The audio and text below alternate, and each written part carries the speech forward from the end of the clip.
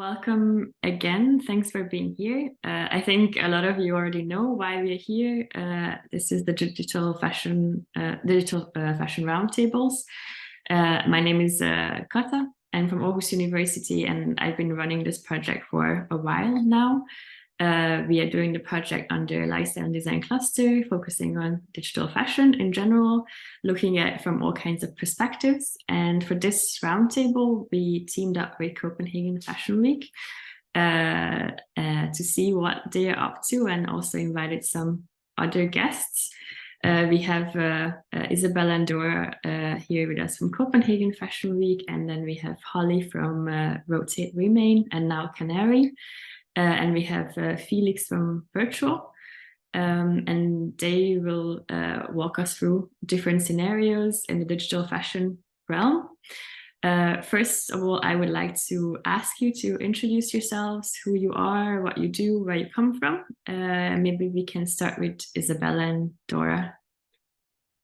Amazing. Hi, everyone. I'm Isabella. I'm the Director of Digital Communications here at Copenhagen Fashion Week, and I'm here with my most prized possession, my digital lead at Copenhagen Fashion Week. Who introduce yourself? Yeah, hi guys. I'm Dora, and I'm the manager of digital and creative here at Fashion Week. Cool. Holly, I think Felix is struggling a bit with his Wi-Fi, so let's go to Holly first.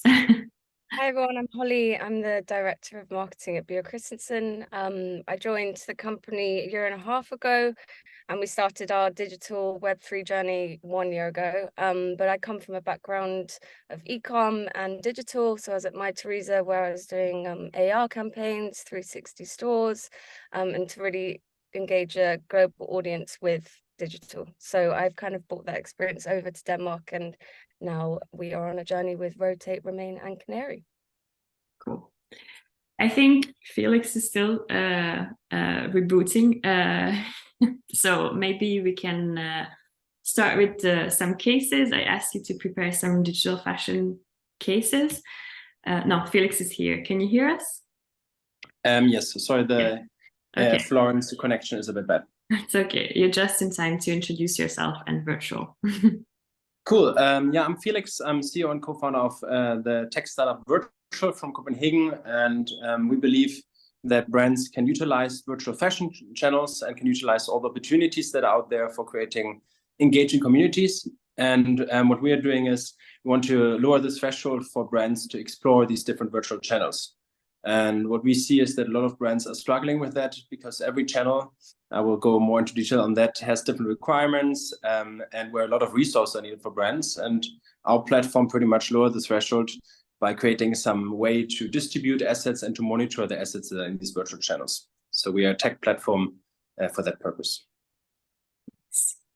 Yeah, and I was just saying that I ask you all to prepare a case. So maybe we can start again with Copenhagen Fashion Week, just to give an idea what a fashion week can do on the digital front. Yeah, definitely. So I guess we are both an organization and an events organizer. We're an organization that has two major events a year, one on the cusp of January, February, and one in August. Our first experience of activating within the digital sphere actually was in COVID. So during COVID, I was brought on to lead the organization into thinking how we can turn a predominantly physical event into a digital opportunity. Fashion Weeks as a model is based on a very traditional formula. It hasn't evolved that much over the years, and you can see a lot of similarities between our Fashion Week to a Fashion Week in Fiji to a Fashion Week in Paris. It is the same model. We showcase in very similar formats, and it's all about bringing people together in a physical context. So I think during COVID, we were really thinking about how do we create that sense of collaboration, of community, of connectivity within a digital obstacle that's affecting the world. It was both a huge challenge, but it posed itself an incredible opportunity. And from there, we really implemented moves that we've kind of continued today, from making everyone live stream their showcases in order to involve our global audience that we found, which is really exciting, and also then breaking out from what a fashion week is perceived to be, which is often something exclusive, something that's hard to penetrate, something that is for a select clientele, but actually it should be something that everyone can be involved in, everyone can celebrate, and everyone can feel a part of. So through that sort of a huge moment in all of our lives, I guess, both career and personal, we then were really thinking about how do we then work with other partners, other experts, brands, and also our own community, and kind of like implementing more digital opportunities that allow us to connect on a wider scale. Sustainability is a huge, is the backbone to our organization. We're the first fashion week in the world to implement requirements. So we're the first to sort of weigh up responsibility with fashionability, which has, you know, given us a lot of press and a lot of support, which is incredible. So I think more and more we've also been thinking about how do we communicate about this, because I think as an organization, our role is to both educate and inspire. So through that, we've cultivated a range of partnerships and also collaborations, and taking our last fashion week that we just had 3 weeks ago as our case study. We both looked across working with leaders in their respective fields, from the likes of TikTok, Snapchat, the gaming app Dressed, as well as working with Virtuall on a special activation that Dora will kind of break down across those aspects. So as Isa said, we're very much physical event, and since AW22 we had these thoughts through our partnership with TikTok, how we can engage and activate more digital communities. So through that framework, we have been inviting fantastic Nordic creators to come and experience Fashion Week and just express their personalities and their content through our channel. And of course, together with that, we have established a physical activation, which we call the Creator Hub, that takes place every summer season, when all the creators that usually, of course, are in the digital sphere, we invite them into a local space where they can connect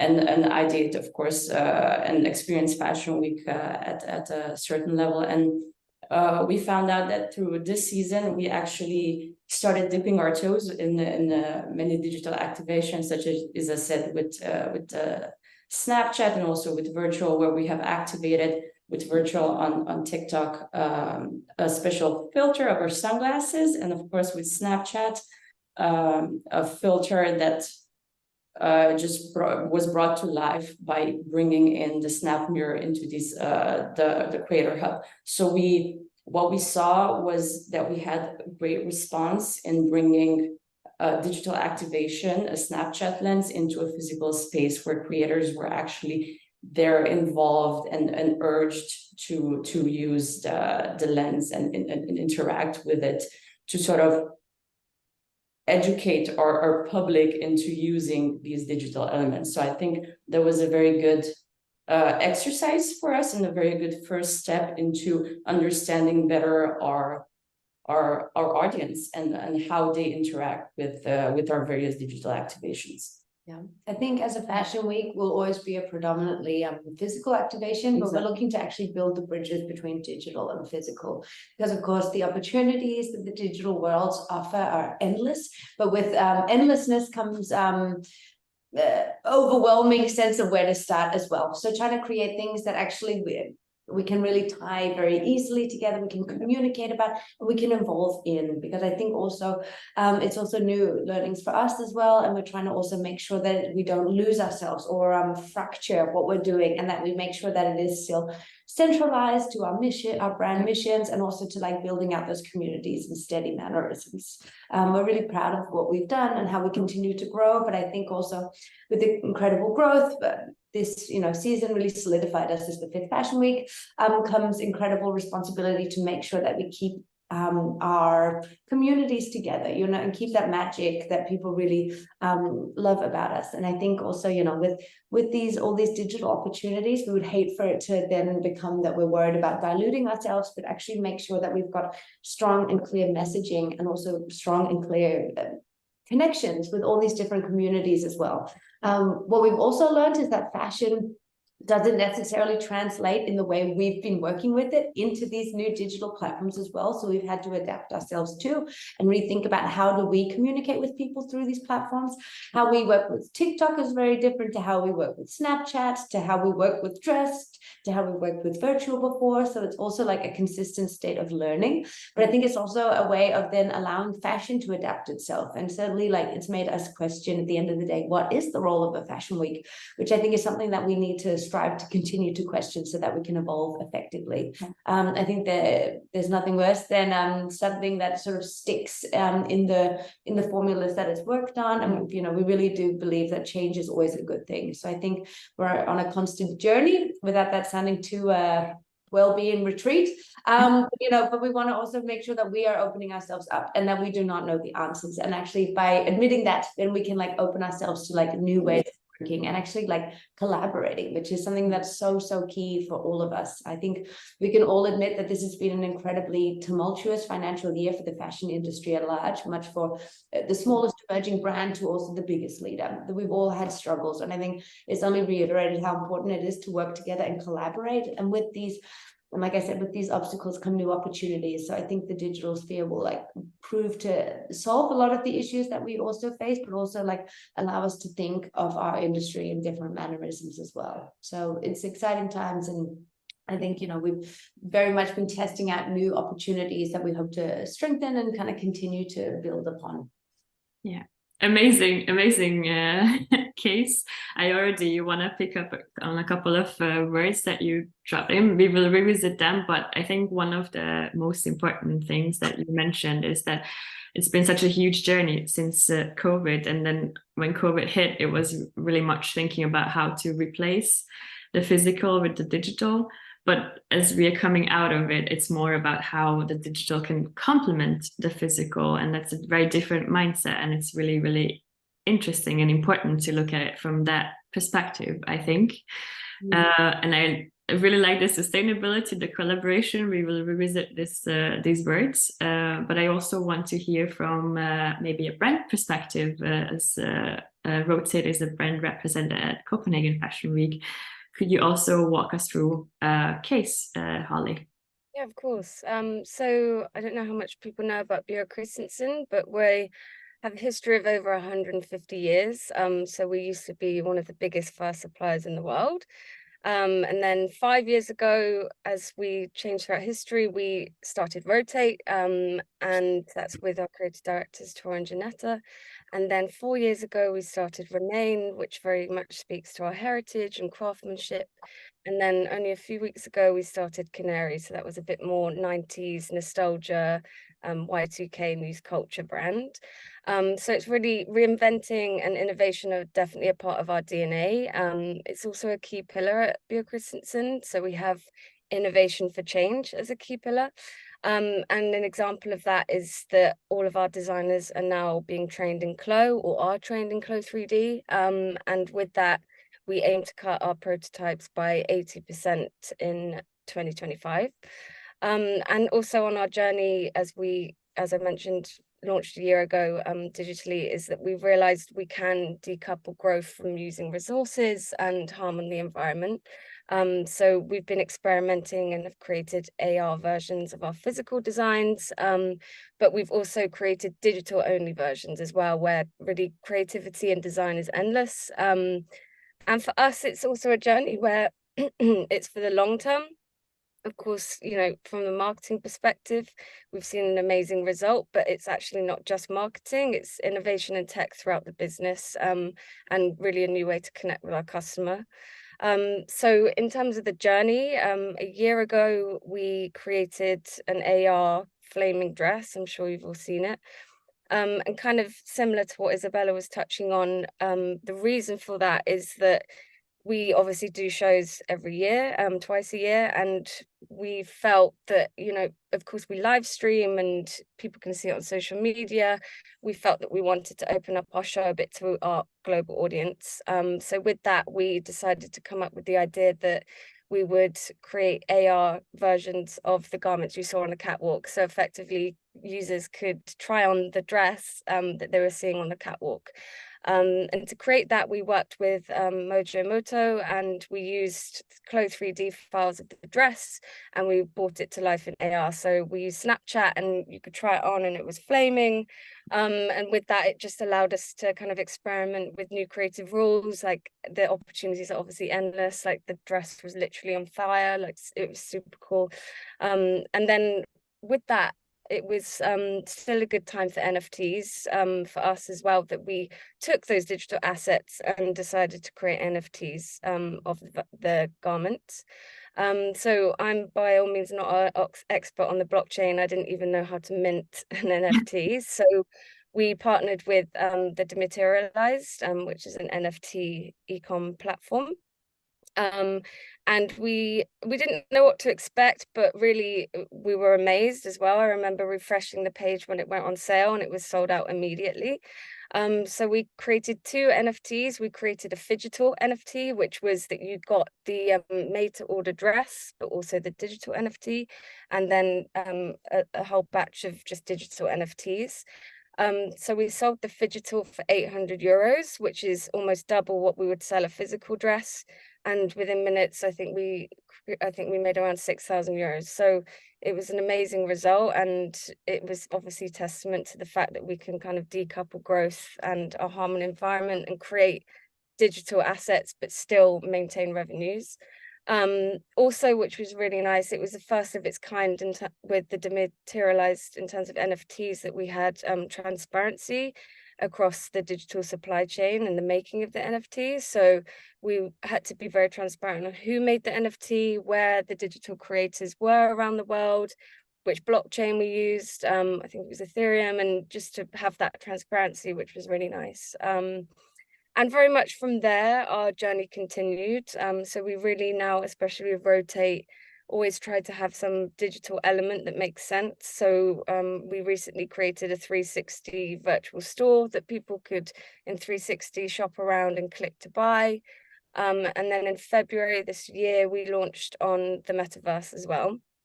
So that we had a trip to Korea with Design and Lifestyle Cluster, which was obviously an amazing opportunity for us, where we met with SK Telecom, who have Korea's second largest metaverse platform, Ifland.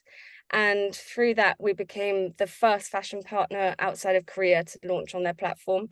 And again, we worked with Mojo Moto, who created digital styles of our garments that were only available on the platform, so not available physically, where you could dress your avatars.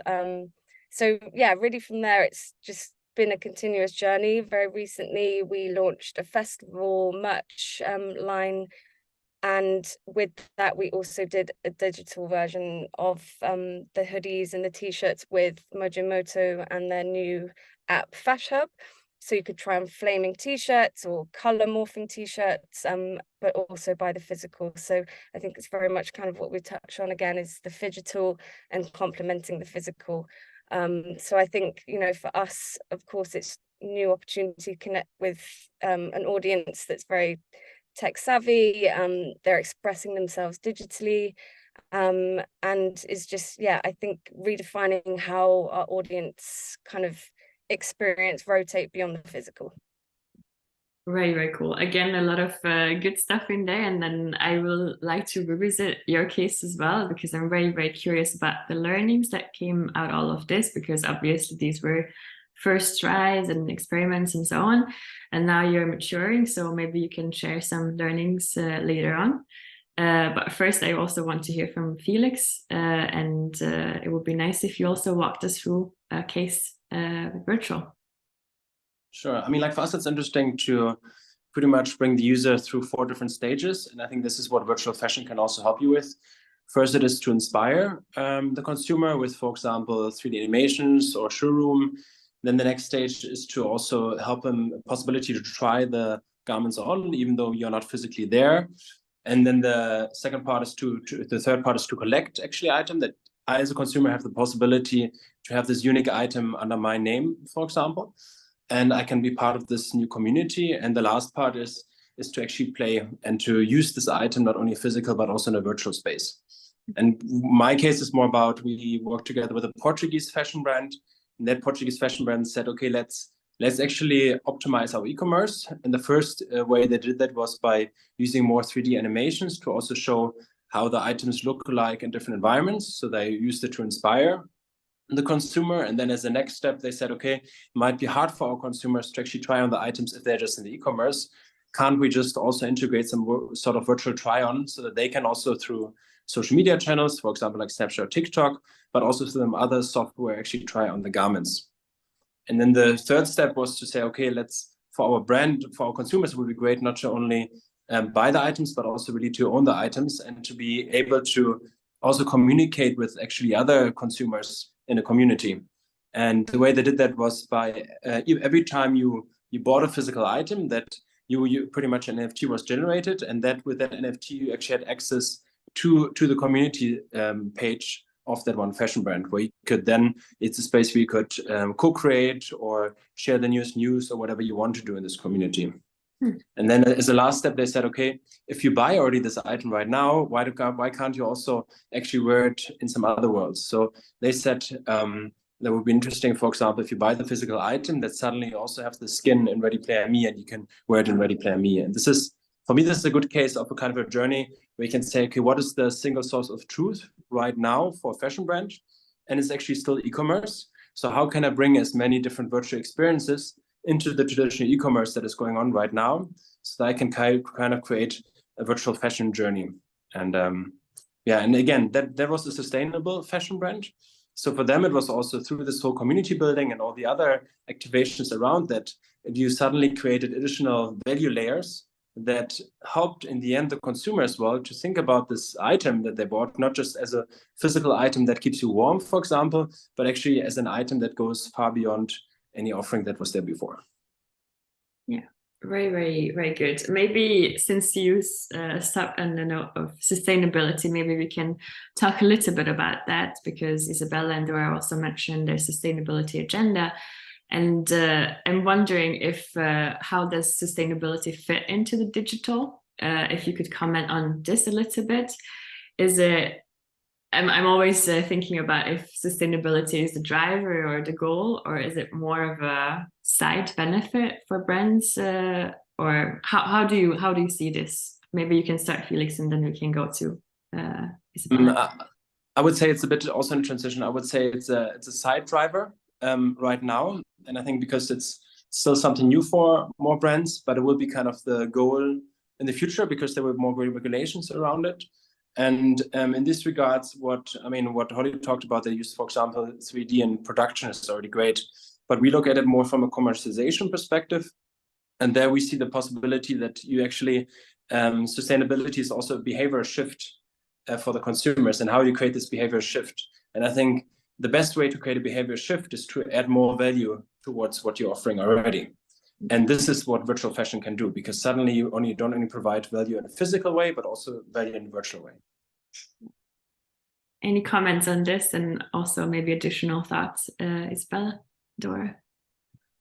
I think, yeah, for us, I remember many years ago, Vanessa Friedman, who's the chief fashion critic and fashion director of New York Times, and a real pioneer in fashion, in the fashion industry. She attended the Global Fashion Summit that happens every year in Copenhagen.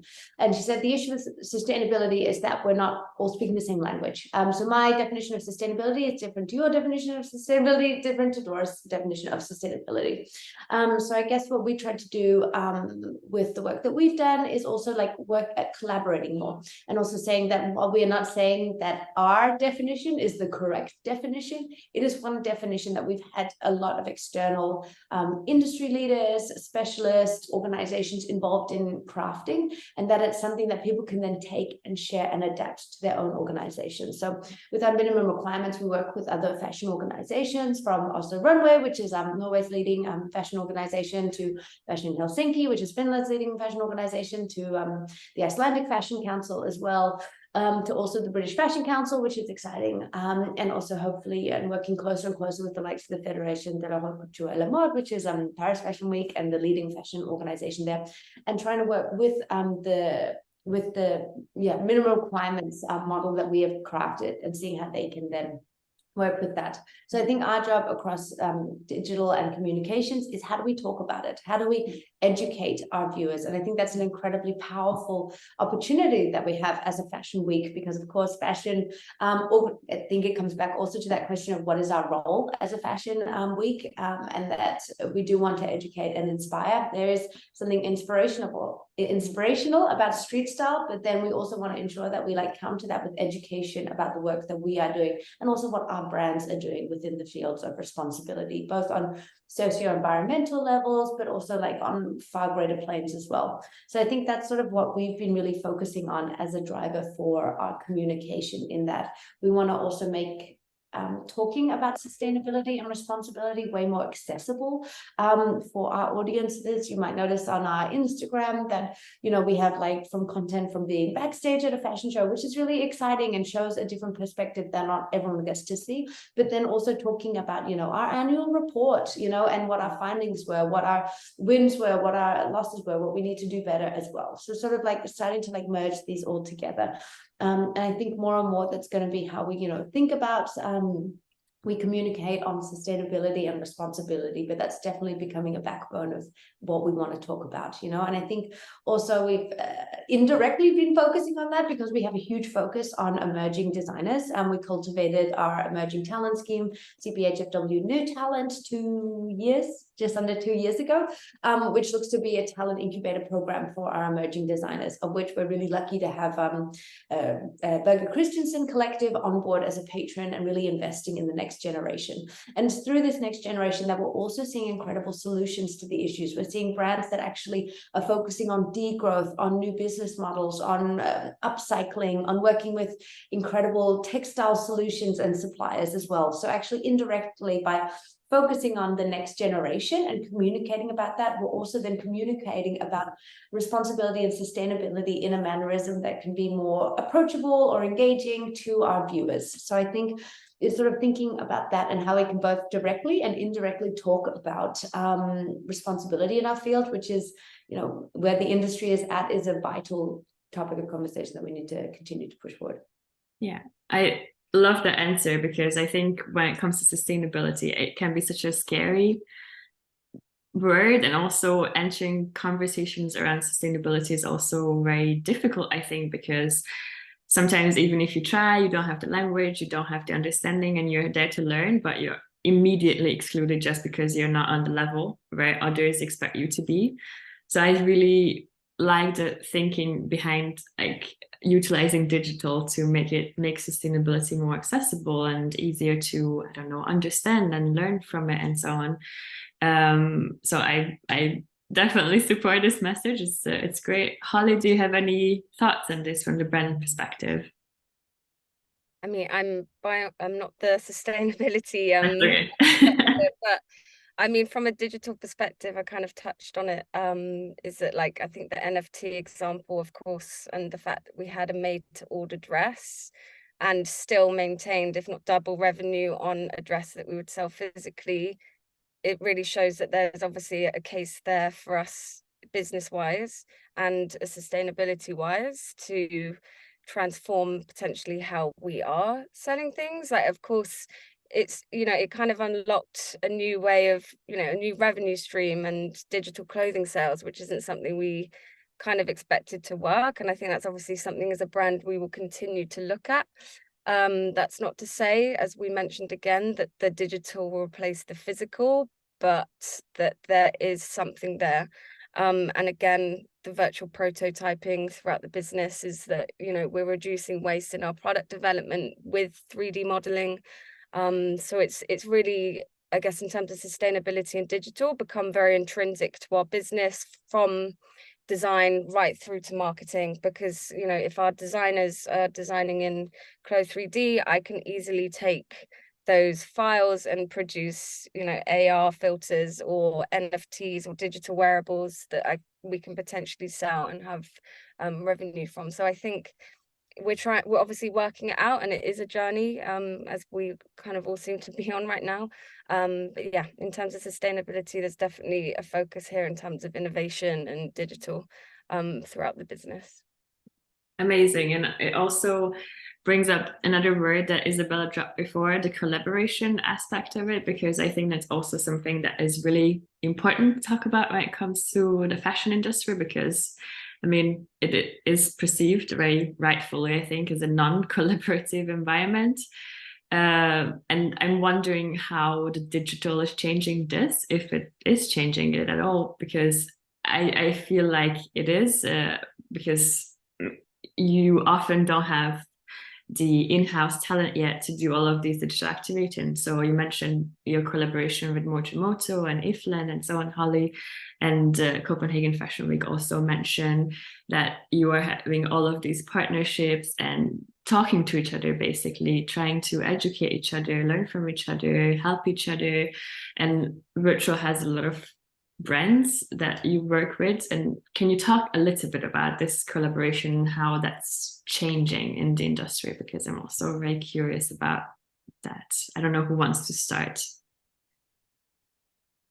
I can say a few words, and I think what we've seen, of course, we want to inspire everybody that reaches us within our various digital touch points. And at the same time, we have the responsibility, and us as an institution, we have the responsibility to also educate not only our viewers, but also the brands. So I think by cultivating these partnerships, we ourselves learn, and that way we can also give the same knowledge to our brands that maybe have trouble finding the right digital partner or the right resources. And that's where I think it's crucial that we also come in play and guide. Of course, brands are used to coming to us asking, hey, what's a new venue that I can use for a fashion show? But we see the interest of kicking these discussions around, hey, how should I do this in a digital sphere? So I think in that sense, that's where we're aiming to cultivate more partnerships so we can further educate the brands as well. Yeah. To add to that, it's been really a case of learning by doing, which I think actually, like, while it can, while we need to constantly remind ourselves that, I don't know, the ends justifies the means, so we're figuring it all out. Yeah. But actually, it's an incredible way then, you know, for us to then like deep dive, because I think also if we were to spend, we're also small teams now, so we don't also have the time to then spend the time to go away, educate ourselves on a field, and then return back to then do a partnership. So then, of course, we come with an understanding, but it's also like exactly what Dora said, learning from each other and taking this as an opportunity to grow and educate and collaborate and Yeah, I think from a brand perspective, it's kind of similar too, is that collaboration has been really the crux of us succeeding in this and working it out as well. I mean, I think there's still relatively a lot of unknowns for a brand when you're launching in the Web3 sphere and how you present your brand digitally.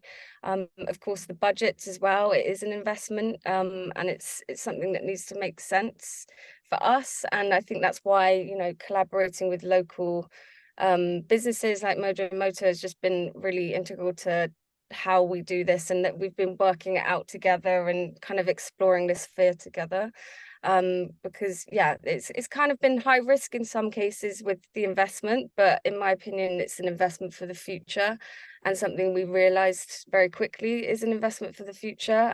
So that's also why collaboration as well is so important, is that we're not Prada, we're not Gucci with huge budgets for metaverse and to create your own sphere. Is that you have to be creative, you have to partner with local businesses, and ultimately what we've done is really put Denmark in a way from a fashion perspective on the map. When we were doing our AR and we were doing the metaverse, we seen some of the best press and coverage we've ever seen, you know. So I think in that respect, collaboration is very important for us as a brand, and to collaborate with tech partners, because I think it's the kind of combination of worlds that, you know, that's so important, is that we know the fashion angle, we don't know the tech angle, and it's just it's an evolution of ideas and us kind of going through the journey together. So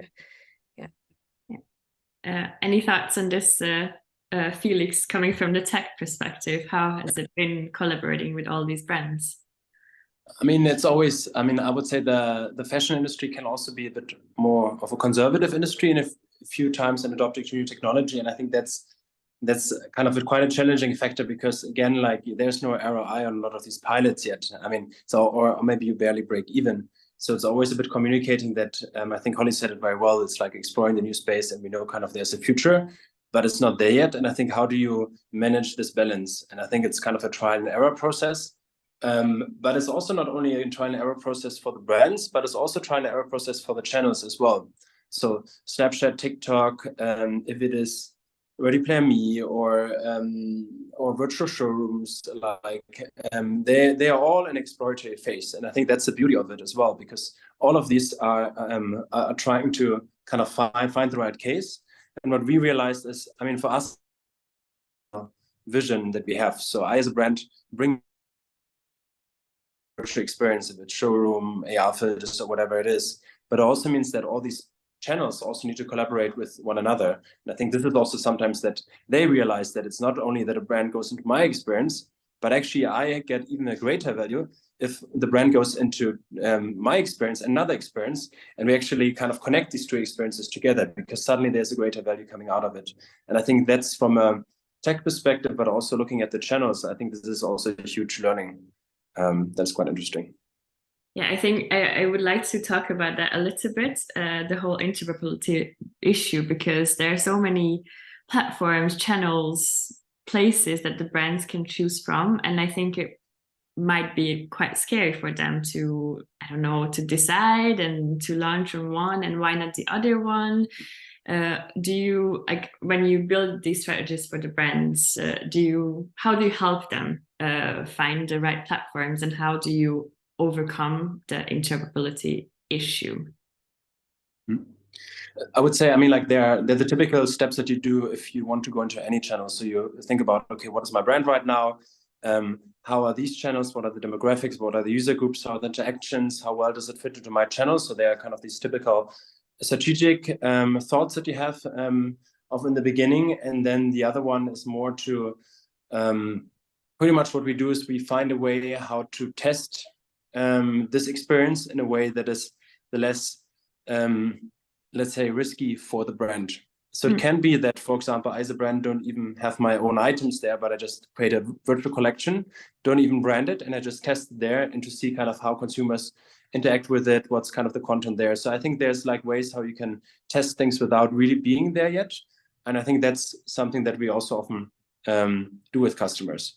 And then kind of as the next step to say, okay, let us create like one simple virtual journey of channels that make sense.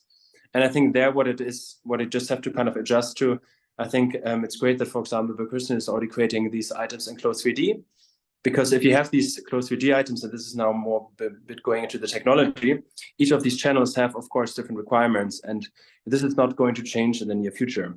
So it means that I, as a brand, need to have a lot of resources in-house to actually optimize my closed 3D file, for example, to all of these channels that are out there. And I think this is where, for brands right now, it's very difficult to do that themselves. And I think this is where it helps a lot to sort of have tech partners that help them cover that. So it's not only support on a strategic perspective, but it's also support on the technical perspective, actually creating the images and bringing the images there, and then actually monitoring the images. Okay. Holly, you mentioned you walked us through the Rotate case, and I'm wondering, because you've been on this journey for a while, and if you could share a few learnings, maybe also touching upon the tech and how that was maybe challenging or not so challenging, and other learnings that came out of those activations. Yeah, I think, wow, the tech wasn't so challenging in a way that we had a great partner in that. And I think, as I said, yeah, we're not experts on the blockchain and things like that. So we really did choose the right partners to launch NFTs or AR and digital wearables.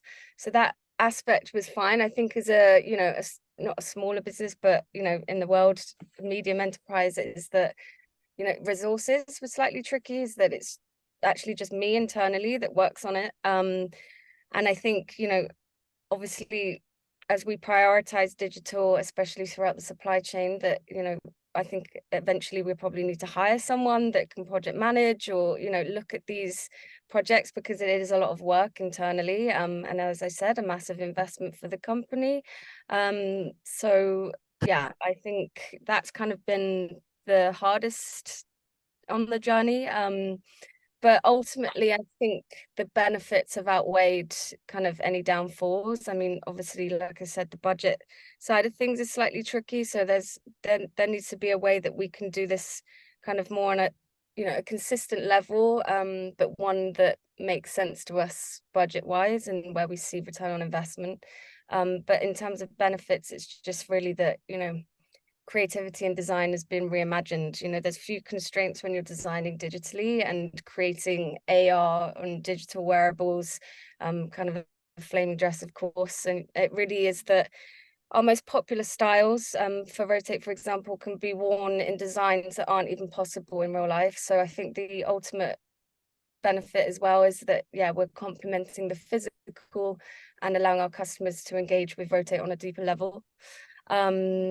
I think community as well actually is slightly tricky, is that obviously we sold NFTs. Personally, I don't see the point in launching on Metaverse and things like that unless you've kind of created a community around you. We obviously slowly went through the stages of AR, NFT, Metaverse, which I think helped. But it's still a work in progress, is creating this Web3 community around us. We now have, like, from the NFTs sales, we have a membership which allows like pre-access to collections.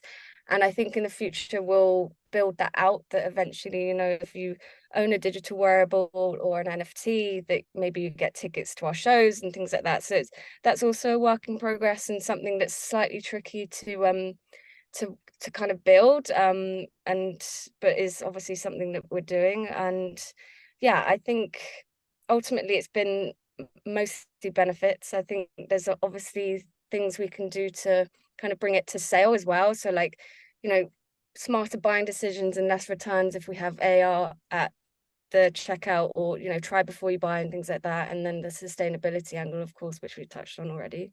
So yeah, it's been a journey. I think with the metaverse, it's slightly tricky for us as a brand, I must admit, to think about which platform to be on. Of course, we kind of launched with Ifland, but the learnings from that were interesting in a way that I think it's working out the future of us as a brand on the metaverse. It's very difficult landscape to kind of navigate as a brand that's maybe a bit smaller. Like I said, Gucci and things like that, they can be on Roblox and they'll sell out of t-shirts, but it's slightly trickier as a smaller brand to kind of obviously achieve that. But again, I think that also comes down to community building and being on the right platform for your audience. So yeah, it's something we're still exploring and navigating for sure. But yeah, I would say the benefits, of course, have outweighed any downfall so far. It's very good that you mentioned the digital community building, because I think that's a very key point here when you want to do anything digital, basically, because obviously a lot of people who are interested in fashion, maybe they're already using some digital tools that are a bit more accessible and so on, but getting into the metaverse might be a bit trickier because you are faced with a very different audience there, and you have to adjust, you have to learn them and so on. And I'm wondering maybe if Felix could give us a few tips on how to do this. And I'm also curious about Isabella's and Dora's take on this, maybe from a fashion week perspective, how to cultivate these or build up these digital fashion communities that might be useful for the brands as well. Maybe we can start with Felix and then we can go to the fashion week. Yeah.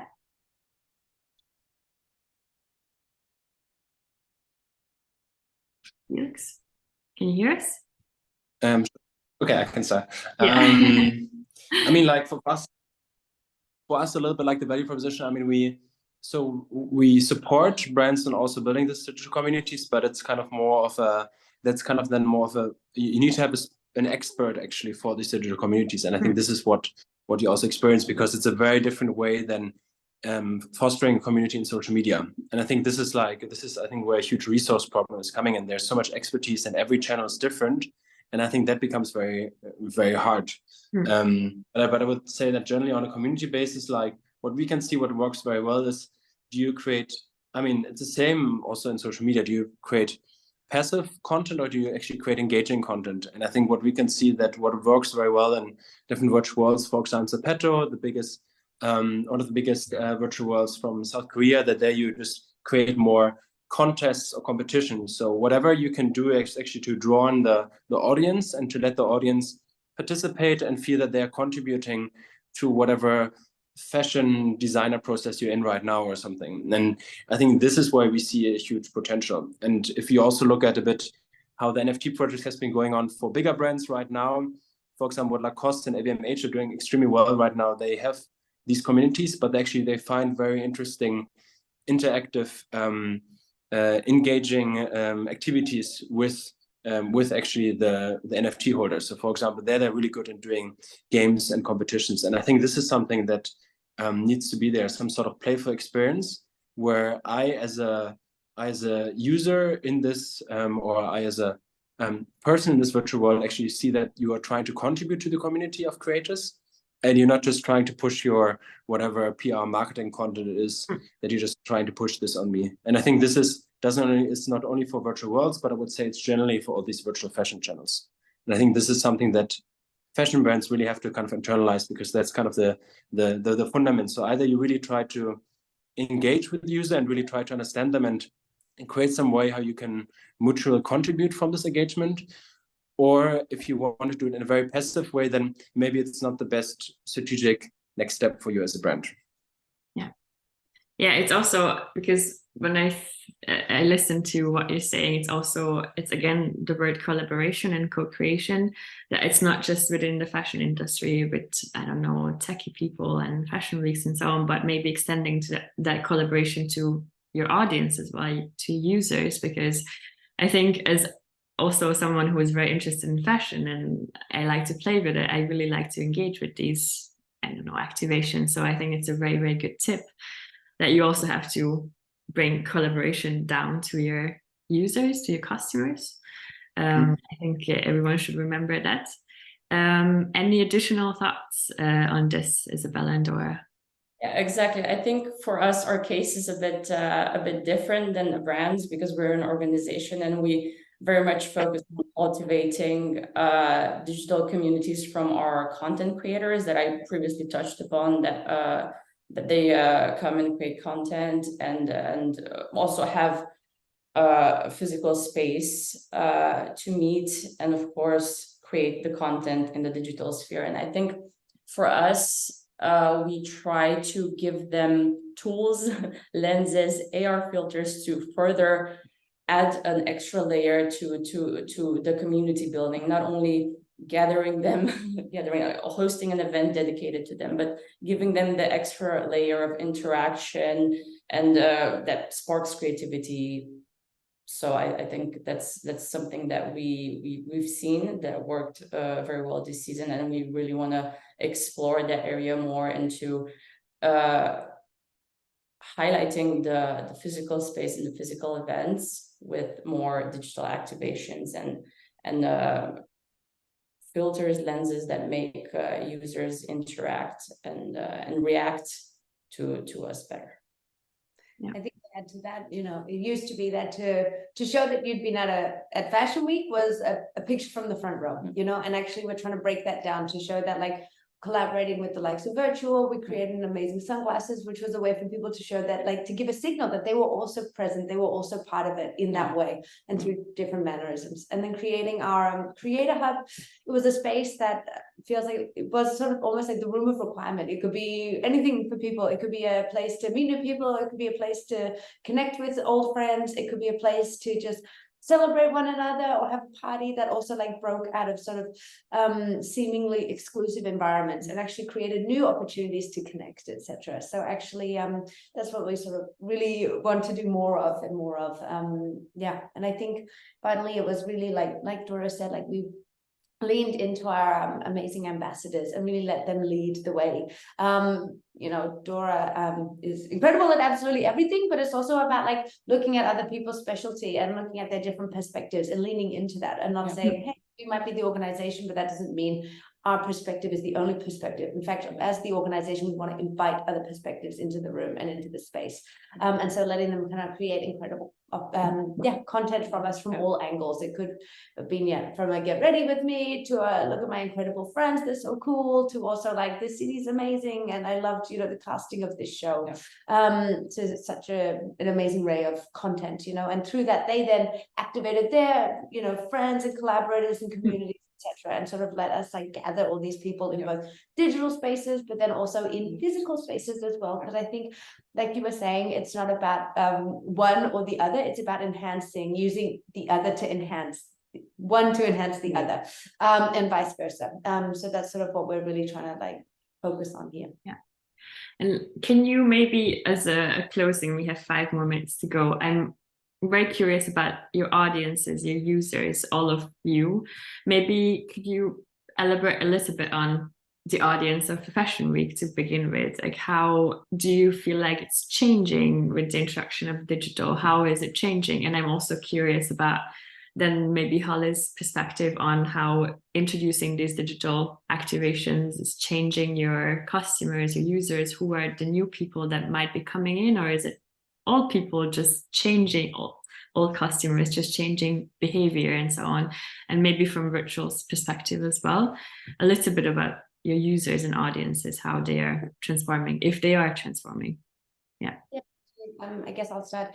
I guess we are a fashion week and a fashion organization, and a fashion week traditionally is an industry-based organization, just like Comic-Con is people that fascinated or work within that industry, or like film clubs, etc. So we have been an industry-based organization in that we do runway shows to show collections that are then available 6 months later. Buyers and then press see it, they order it, it's available 6 months later, they write about it when it then launches in the stores. So it's been a format that hasn't changed greatly since the catwalk show was invented in the early 20th century. So I guess what we're doing, and that comes back to that idea about what the role of Fashion Week is that how do we break out of that model to actually make it way inclusive, involve other people as well, so that they can all enjoy it. And I think the digital sphere has allowed that. Before, I guess, back then at the start of the 20th century, there wasn't, God, I don't even know when electricity was invented. That's a bad fact. But anyway, we've of course come a long way from there, because actually now social media completely changed that model. Also, the way that we consume fashion has completely changed as well. It used to be the social media initially was magazines. That was the original social media for fashion. And actually, fashion has now spent its time adapting to other forms of social media that have emerged. So I think it's completely been flipped on its head. And actually, that's proven to be an incredible opportunity for us to then engage with other audiences that are around the world. Of course, what we face is that by becoming more and more global, and now we're seeing the 5th Fashion Week, we have audiences from incredible, from India to Australia to the Pacific Islands, to Eastern Europe. It's an incredible array of people that are watching us, and not everyone can come into Copenhagen. So how do we give them that experience to actually feel like they can engage with what's happening? And the format of a runway show, like I said, is based on industry principles. So actually, how do we show other things that people are interested in? And I think that's really why there was such a rise of street style, because it was people wearing the clothes how they styled it, and they were going somewhere. They weren't sitting, they were on the street, they were walking, half of them were going to shows, half of them were just people from that city, engaging in Fashion Week or just loving fashion and design. So I think definitely that we've looked to sort of see how we can engage different audiences that not necessarily are buyers or press or industry, but actually just people that really want to connect with these brands because they buy them, and they want to be part of that community from the off, and I think it's really opening up those audiences. And I feel like we're a little bumblebee that's trying to just go from flower to flower of different audiences to tell them what's happening and everything. But I think we're very much trying to open out our Fashion Week, and it's not to say that we're doing it correctly right now, but we're constantly learning, and we want to continue that learning, but also making sure that more and more people can feel like they are part of it, whether they are physically here at the show or whether they're watching from abroad, through different platforms, and what those different platforms can offer to as forms of engagement, essentially. I think it's the same for us as well, actually, from a marketing perspective, is that it was just in a way to be more inclusive with our audience and to open, for example, Copenhagen Fashion Week up to our audience with AR filters and NFTs. But with that, of course, it's that potentially we were targeting and reaching a new younger audience as well that, you know, might not know Rotate. So like the Fashion Week just gone, we did AR filters for the Remain show where people could also take like show footage using a filter. And then for our new brand Cannari, which is targeted to a more Gen Z audience, is that we did a AR filter which is activated by one of our big slogan t-shirts, so it's hard to please, and then there's graphics around it, which is super cool. So in that respect, I think, yeah, we're obviously reaching a younger audience with the digital and tech activations we're doing, but interestingly, I think also something we've learned along the way is, for example, with our NFTs, it was very hard to know who that person was. I could not tell you who bought the NFTs, of course, because it's on the blockchain and we just don't have that information. So I think the learnings from like NFT sales, for example, it's very difficult to understand. Is it, you know, a Rotate fan because this dress sold for 800 euros? Was it someone who's really loves the brand, or is it simply someone who's into fashion NFTs and was, you know, all about the hype at the time of the sale? Like it's very tricky there to actually know who your audience is. But with that said, I think with the whole Web3 sphere and the whole journey that we're on as a company, it's very much, as Isabella and Copenhagen Fashion Week are doing, is to open up what we're doing, and you know, it's just a new way to connect with customers, essentially. So yeah. Great. Any closing thoughts on this, Felix? Anything to add? Yeah, I would say it's a bit like you have two consumer groups. In the end, of course, you can say we build everything for kind of the new generation, for Gen Z that like these playful experiences. But what I also like to think is that it's actually quite interesting for an older generation to actually also explore what is possible beyond the reality.